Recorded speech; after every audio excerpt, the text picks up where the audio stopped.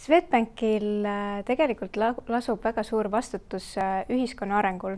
Kuna me oleme Eesti suurim pank, siis mängime väga suurt rolli ka majanduse arengus ja oleme enda jaoks valinud välja ka erinevad suunad, kuhu siis ühiskondlikult panustame ja üheks suunaks tegelikult on ka haridusse panustamine, nii üldhariduskoolide suunal kui ka kõrghariduse suunal, mistõttu teeme väga suurt koostööd ka ülikoolidega ja Arengufondi stipendiumid tegelikult on üks viis, kuidas väga head koostööd ülikoolidega teha ja mille läbi jõuda meie tulevase järelkasvuni ja tulevikutalentideni. Swedbank on stipendiume pannud välja ka varem, aga taaselustasime stipendiumite andmise eelmisel aastal just majandusteaduskonna ja IT-teaduskonna tudengite suunal, kuna just nemad on meie tulevane järelkasv, kuna pank lisaks finantsasutusele on ka väga suur IT-asutus.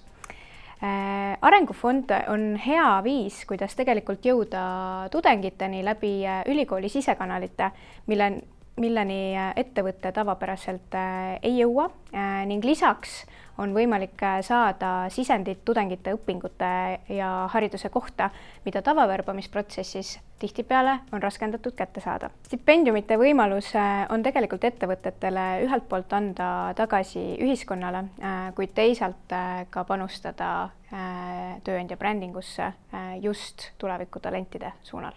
Swedbank paneb stipendiumid välja majandusteaduskonna ja IT-teaduskonna bakalaureuse tudengitele. Kui sulle pakub huvi panustada finantsmaailma edusse ning sulle meeldib finantsmaailma digitaliseerimine, siis kandideeri kindlasti meie tulevikutalendi stipendiumile.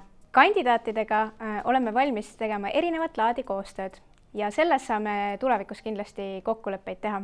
Kuid üks on kindel, meiega saad läbida praktikat, ükskõik mis valdkond sulle huvi pakub, sest pangas on üle 360 erineva ametikoha. Nii et tule ja kandideeri Swedbanki tulevikutalendi stipendiumile.